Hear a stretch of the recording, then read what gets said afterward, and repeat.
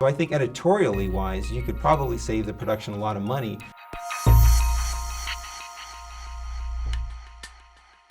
Hi Charles, my name is Armen. Hi, Armen.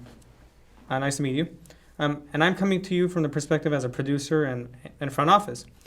And one of the things I would like to know is as a producer, when I'm sitting with a post person, I hear a lot of like codec and proxy and all kinds of like terms thrown around. How do I, as a producer, know that that person's picked the right codec and the right proxy and those things to work with?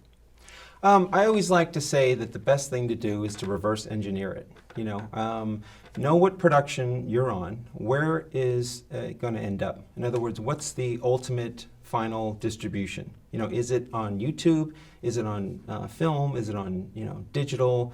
And kind of work backwards. In other words, have that be, okay, let's start here. We want to end up at this format, at this resolution. How can we do that through post? And then what can we edit with, and what resolution, and then what do we need to shoot with to down-res to that? And it's kind of the best way to work backwards. I think there's so many productions that get into trouble because the camera guys come up or the producer says, I want to shoot on this red, I want to shoot on the Alexa.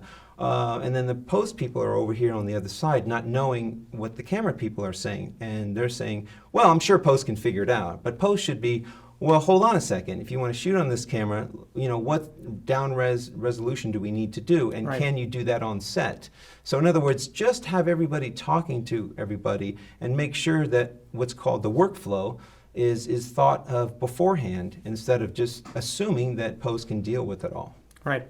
And as a producer, what do I need to know to make the job of the post person a lot easier? I think just the communication is the first and main thing. Just say, go to the post people and say, what are your concerns? What are you going to be cutting on, and how can we help you? If we need to get you certain codec files at this resolution, what can we do on set to help it? Because what happens with most productions is they all get backlogged, and the post time gets shortened and shortened and shortened because of unanticipated things. Right. So the more you can, look ahead and predict what's going to happen, because post always gets crunched. And my last question is when you're on set, you always hear someone say, we'll fix it in post. What can be fixed, or what's capable of being fixed in post, and what is it that's just absolutely it'll take up a lot of time and make everyone's job a lot harder?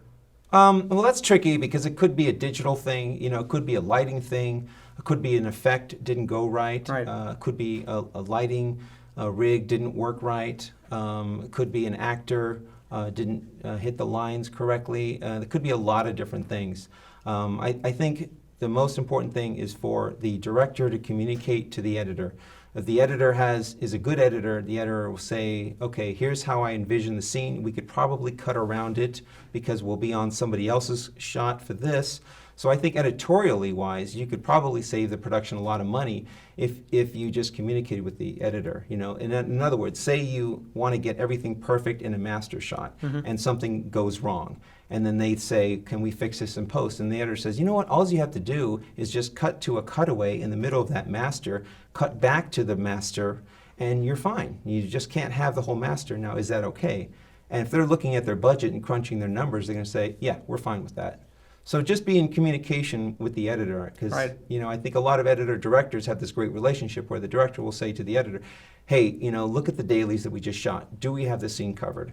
And the editor will say, yes, we've got the necessary coverage. And then the director can say to the production design, okay, we can trash the set. I mean, that's just an example, but that gives you an idea of if you just keep the lines of communication open, you can avoid a lot of issues.